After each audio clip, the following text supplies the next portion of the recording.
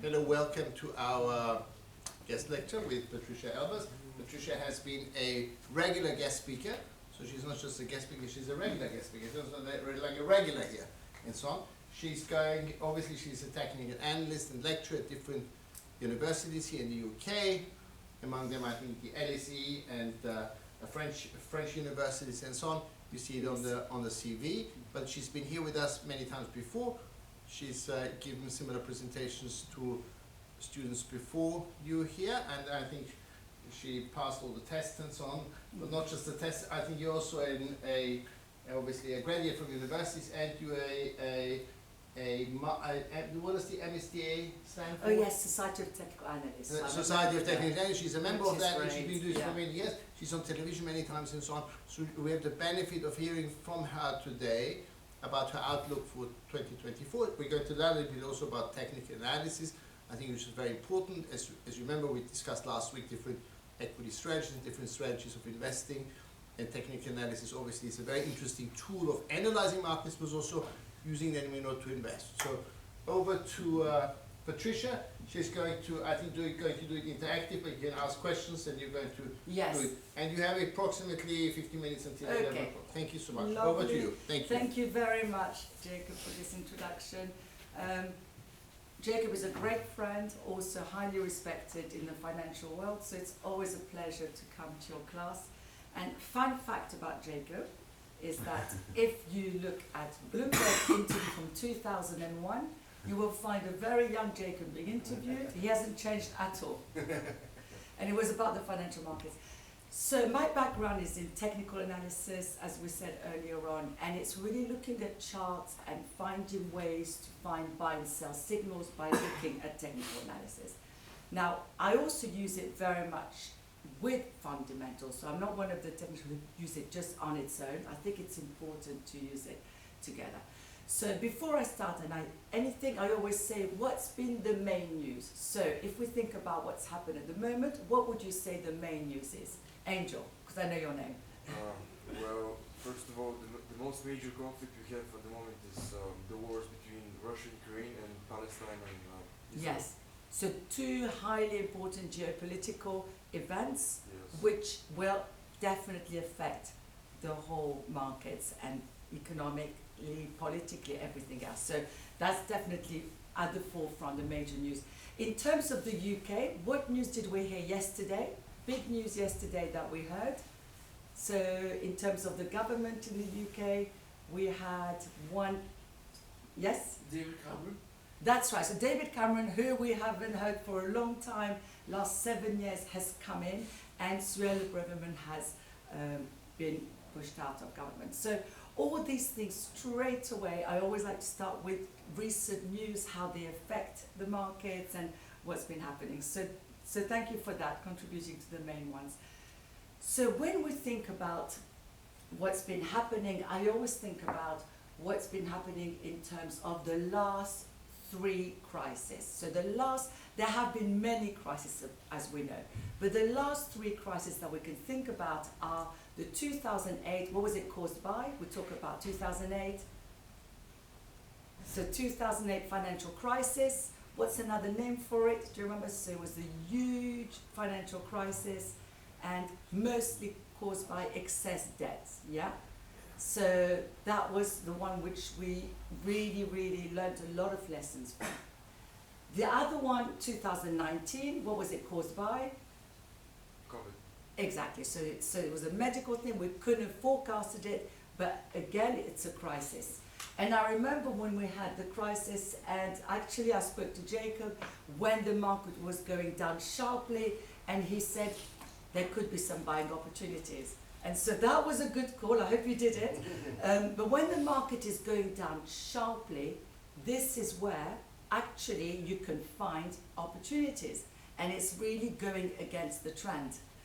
So that, and then the last one that you mentioned is the energy crisis that we spoke about, which is something which led to, what was the result of the energy crisis? What did it lead to? As soon as we had the energy crisis, what happened to prices, commodity prices? Went up. Yeah, so there was a supply issue and they went up. And we saw in terms of the queues, everyone remembers the queues at petrol station, and I had to bring you this one to show you. Look at his name. So he was the BBC reporter called Phil McCann, who was reporting on the lack of petrol at the station. So they brought the right person, and they actually didn't realize that his name was so funny. So he really actually made all the news because of his name. So the three crises are the ones which really, which really have impacted the market. We came out of the pandemic, the economy was trying to grow, trying to get better, and then we had the Russia-Ukraine issues. So there hasn't been a time when we've had time to actually recover from a lot of what's been happening. So the one thing I want to talk to you about is the tech stocks. We often talk about the tech stocks, how important they are, how they're driving the markets. Now, obviously during the pandemic, why were they so strong? Why were the FANG stocks so strong during the pandemic? What would you say over here? Yeah, during the pandemic when it started, why were some of the tech stocks so strong, like Apple and Amazon, the reason why they were going up so much? So people needed that, yeah? So if you were at home and suddenly you had to work from home, you needed all the tech at home, yeah? So a lot of these companies were able to benefit. So you had Apple, Netflix, yes? So all these things are things that you needed because you were working from home. So tech stocks initially went up quite a lot. There was a big correction after that. And if we look at what's happening now, let's have a look at this chart, which I think is really, really interesting. It's a recent one from the Financial Times. Can you see what's happening here? This is the S&P 500, and it's really driven by what they call the 7 big stocks, yeah? And you've got all of the tech stocks which are really driving it, so we don't talk about all the other ones. It's just those ones which are driving it. And there's also something said for, maybe there should be an index just for that, because they are the ones which are lifting it so much. NVIDIA, why is NVIDIA so strong up there? So NVIDIA is right at the top. They were doing a lot of artificial intelligence developments, and that's been, probably for 2023, the key word. We talk a lot about AI.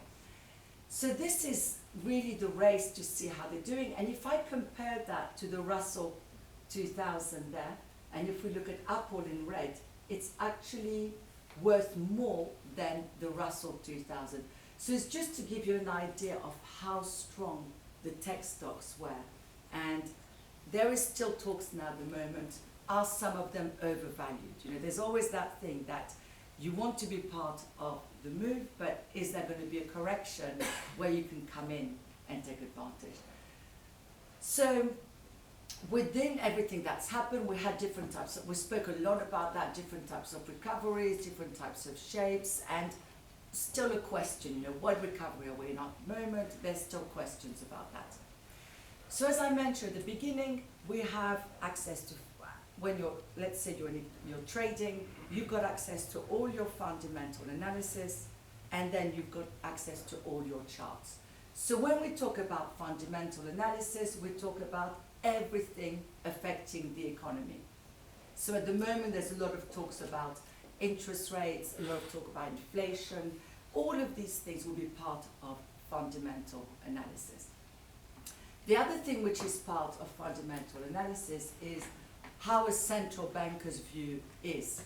Is he more hawkish, so pushing for interest rates to go up still, or is he more dovish, which is looking at rates to go lower? So depending on their stance, they will be driving their policies forward. So you have the different types of views, and depending on what they think, we will see how they will move on interest rates.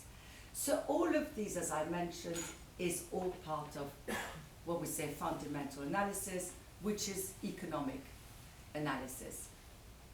Now on the other side, we've got the technical. So this is a chart which I thought was interesting on the UK economy. So this chart was, if you see there, December 2022, so nearly a year ago. And it says, is pessimism overdone? So in this case, it has been overdone, because actually the UK did go up, the GDP actually did come out of the negative territories. So sometimes all of these kind of projections and fear are overdone. And in this case, economists have become more pessimistic about the UK economy. It didn't actually happen. It was bad, but it wasn't as bad as was expected over 2023.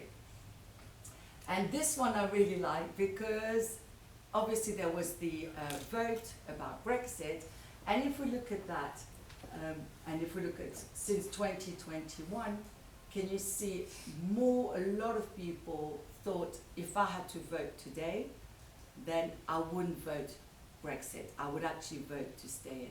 So this is where people's perception have changed, and there is a lot more on the upside wrong to leave. And I would definitely agree with that, in the sense that there's a lot of opportunities which were lost because of that. Okay, so this is mostly fundamental analysis, the economic picture, what's been happening. Now this is technical analysis, which is something which I specialized in. And why do I believe in it? Why is it so good? It's because I think the price tells you everything. So the price will tell you what's happening in the market. It tells you market psychology. It tells you the fear. There could be a figure, for example, a very strong figure coming out. Let's say a very strong employment figure. The market doesn't take that. The market actually sells off. So this is where it's already been priced in. So this is why the price, I think, is the most important indication. It gives you the whole picture. So when we talk about technical analysis, there are 4 key points. What's important is historical data. To look at it, we're looking at historical data, and we see if there's going to be a repeat of what's happened. And then we can add indicators. If you want to do that, you can add, there's a whole list of indicators. In fact, I think there are too many indicators, and it's probably good to have maybe a handful of indicators which you can use, so that not to confuse the picture. So I think like 4 or 5 indicators is sufficient. And then I always say a combination. You have to see what's been happening, and you have to look at your chart in order to come to your decision. A lot of people say it's very useful for short-term trading. I think it's definitely useful for short-term trading, because you can see tick charts, you can see, but I also think you can use it for longer term. So it's not, for me, it's not just for short term. So let's have a look at what it implies. We'll look at Dow theory, and Dow theory tells you there's 3 trends. The market has a major trend, a secondary trend, and a minor trend. So there's 3 trends in the market, and each trend gives you a different time span. So let's say you're a foreign exchange trader, and you need to trade between maybe 6 in the morning to 4:30 in the afternoon. Which trend would you say you're more interested in looking at? Minor.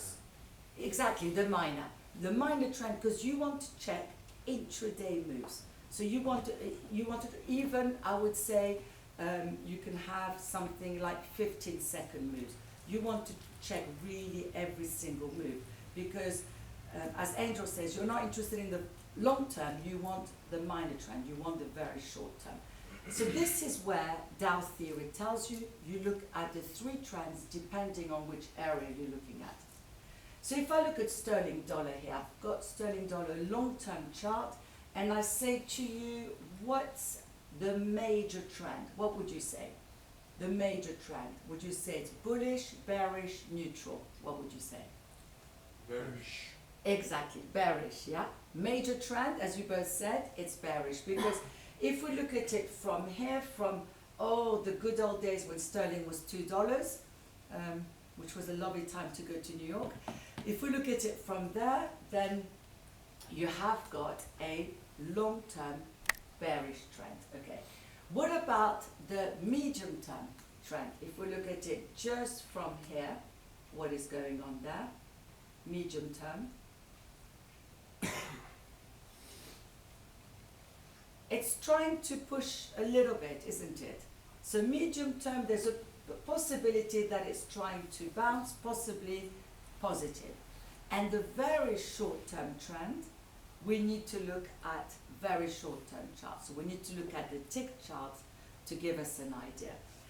So looking at Dow theory, we can see our three trends and we can apply it. Now the other thing I want to tell you about, if it's trading, let's say we're trading at the moment, sterling dollar is 122.50, and I say, what's the important resistance level? I mean, what's the level on the upside, which is important. So the psychological resistance level would be a round number. So if we're at 122.50, the big psychological level on the upside, what would you say it is? So the big round number on the upside, from 122.50 going up, what would you think it is? So it would be probably around here, yeah?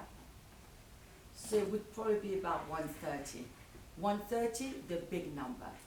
So on the downside, let's say we're at 122, what would you say on the downside, the psychological number? So the big round number would be, what would you say? 120, exactly. 120, because what do we mean by psychological number? It's a number that people are used to. If you break it, you think 120 is gone. Wow, maybe we're looking at the mid, like 117, 115. So people getting used to the big psychological number. And that's what we think when we talk about psychological support and resistance level. Okay, so I just talked to you about psychological levels and support levels. Now this is a sterling dollar going back 2020, and we see trend line support here. What happens towards the end? What does trend line support become? Resistance. It becomes a resistance. So can you see here? What does it tell us? It tells us that sterling was going up, but then it slowed down. Yeah. So even though it was going up, it wasn't as impulsive as the beginning of 2020 there, March 2020, when we had this sharp down move. It went up and then it slowed down. And let's see, look how the trend line became your resistance. The market was holding and trading below it. So trend line support and resistance are really significant, because if you break one support, it could act as a resistance. So you're keeping an eye on that level as the market carries on.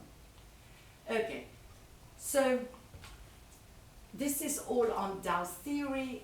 We have the three trends, we have the three phases. So within the three trends, you can have something called the three phases.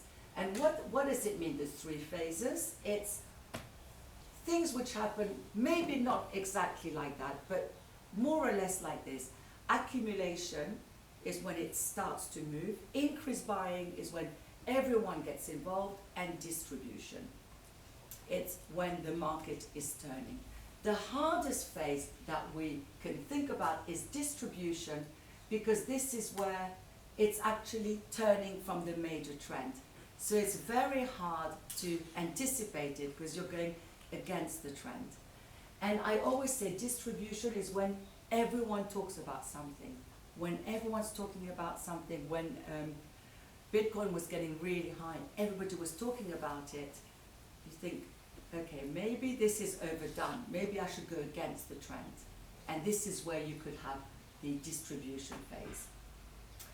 So if I look at this chart on spot gold here, yeah, and I say to you, would you say, what's the long-term trend? What would it be? So long-term trend?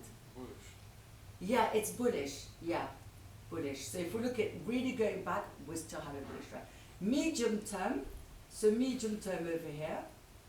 Still bullish? Yeah, still bullish. And then very short term, we need to see the very short term charts. So what's interesting here is if you look at it from here, and you have this trend line there, at this level, You're downtrend since, what was it, May? Beginning, yeah, around June, your downtrend from June gave way, and this is where you broke through the trend line. What has this become? That was the resistance. What has it become now? It's your support level. So this is how you would look at technical analysis. You try and draw some trend line, try and get some indication, and try and find ways that give you some indication of what could happen in the markets. Now this is an interesting one on NVIDIA. So I looked at that because up to then it was really, really kind of very, very stable, steady. We had the big move straight after the pandemic, during the pandemic, and then we had a lot of tech stocks having a correction. And since then, it's just been a one-way market. It's been a very strong bull trend here. So the only thing I would say is to have a look at things like psychological level, psychological resistance, and see in this way you've got the big resistance there, you've got the big psychological levels.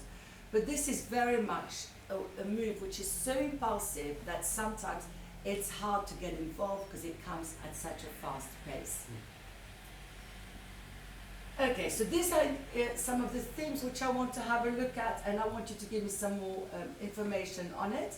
And what I want to do now is just to tell you something about the types of charts. You've got access to so many charts. So everyone, if you've got your Bloomberg or Daily FX, investing.com, IG.com, all these kind of different systems that you can use, you can decide which chart you want to use. So you've got line, bar, point and figure, candlestick. So these are all the charts that you can decide to use. And each one has its own advantages. Line chart is great, but what's missing from here? So I've got one price, the closing price. What else do I want to have a look at? Day ranges. Yes, we want to look at daily ranges. We want to see the open, the high, the low. Here, all I've got is the close. So if I want more indication, my bar chart will tell me. So the bar chart tells you, can you see on the left, the open, the high, the low, and the close. With my bar chart, I can see quite clearly if there's a day different to the other. If there's an inside day, an outside day, when a day is like that. So you can have a lot of indication from the bar chart. Point and figure is something which used to be very popular, not as popular today, but still excellent charts.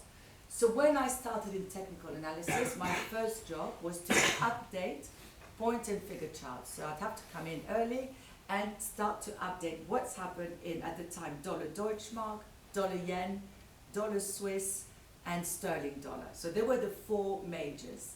And this is what I had to do, is to update that. And in a way it sounds tedious, but you learn a lot by doing things which you have to do yourself, and you work out, you get a good feeling for what's happened in the market. So now, obviously, if you want a point and figure chart, you just put the details and you have it on your screen. They're useful because they mark the X and the noughts, and can you see very clearly it tells you the resistance. So some people think it's very, very clear to see. So you've got the resistance there, you've got the support there. So point and figure, very, very useful still, not used as much. If you go into a trading room, you will definitely see candlesticks charts. So Japanese candles are the ones which most people like to use.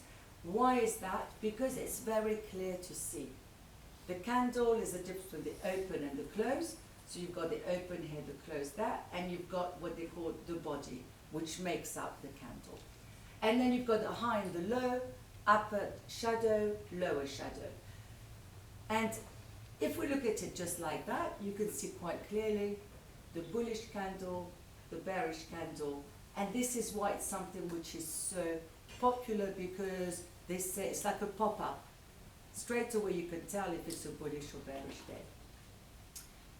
Now they're useful because you can use together. So you can use two candles together to give you an indication of what's happened in the market. So by using two candles together, you can have a buy or a sell signal. So if I show you this, for example, and I say, what's the last candle showing you? What kind of signal is that, would you say? Bullish. Yeah, it's a bullish one. Is it a very strong bullish signal, would you say, or is it just a bullish candle? Not very strong.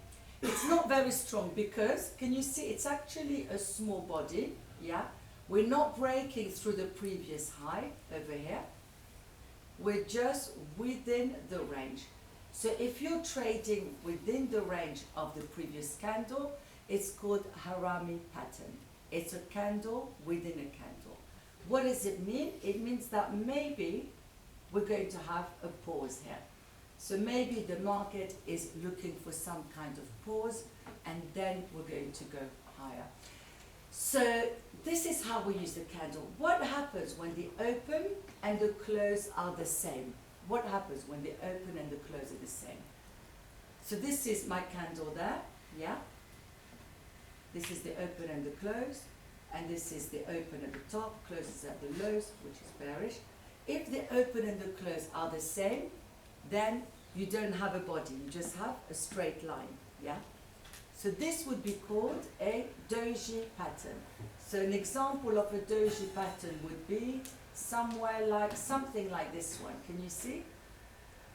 It means that the market is not deciding what to do, opened at a level, came back, closed at the same level.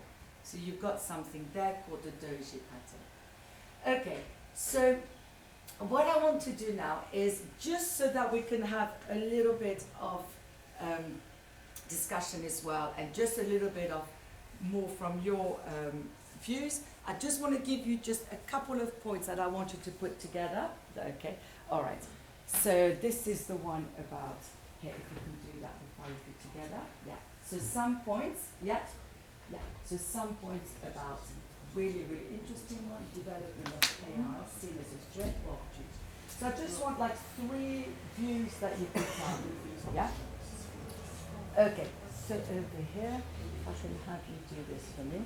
So recently we've spoken about cryptos, and BlackRock is issuing something in January 2024 ETF. Is that going to be a positive signal for the market? Okay, so if we do that together, yeah.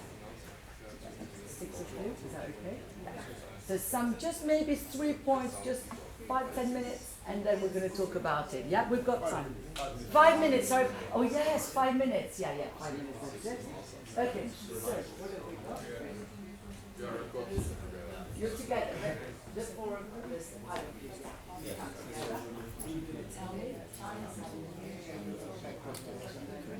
when it opened up, it thought, wow, opportunities, and it hasn't happened. Give me some words about what your views are. Yeah? Okay. We come together. So Jacob said only 5 minutes, so it's really quick. Yeah. Thank you. So what have we got here? This is the team here. All together here. We're doing Eastern US. Just stop landing. So you could explain at the moment. There's no recession. We're going to Was that like 3 points? So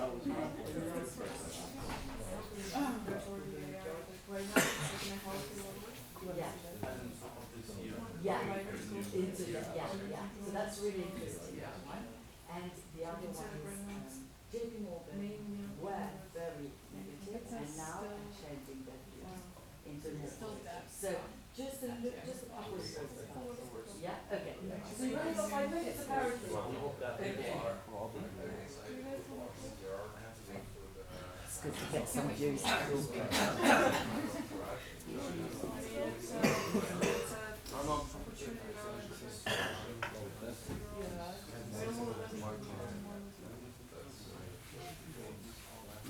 Because it's nice then to perhaps also if they have some questions. Yes. Okay. You're right. Okay. I just want something like maybe two points of view on that. Yeah. Because we do want a few questions at the end, which is right. That's good. Okay. So the one on US. Just maybe 2 more. Yeah, you can say the moment. Yes. Exactly. And the market is still looking good. So you got, so we have any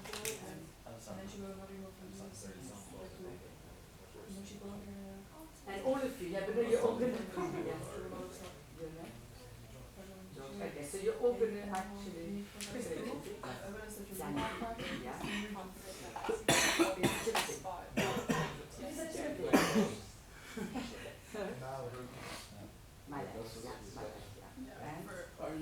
Arian, I remember he used to be showing the way. Okay. Great. Arian. All right, and so you're doing the US. One or 2 points. You're doing China. You're doing China. Okay, so we've got that. Lovely. A lot of Yeah.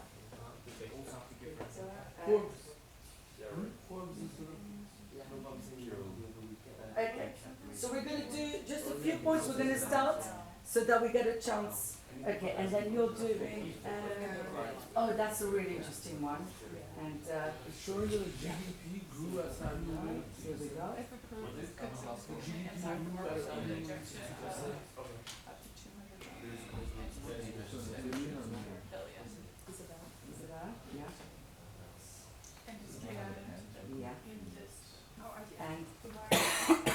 Okay. Okay, so we're going to give 1 more minute, right? Jacob, 1 more minute. Yes, please. The boss said 1 more minute. Okay. And you're doing crypto. Oh yeah, the one about the one thing you want to say is about BlackRock. Yeah. So you're doing the crypto one. Okay. And I've got just the name. Raoul. Raoul, yeah.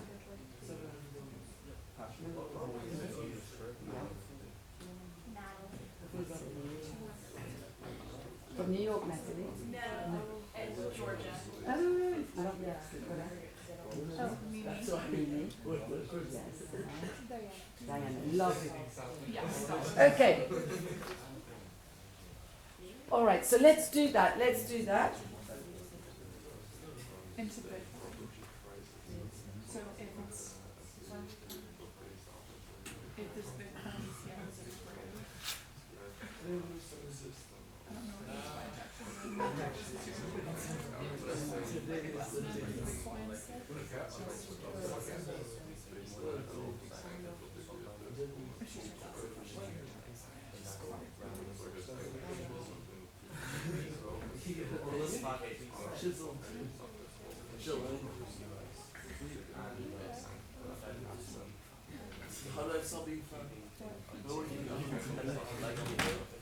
Okay, so let's have just a couple of views. Let's have some views here.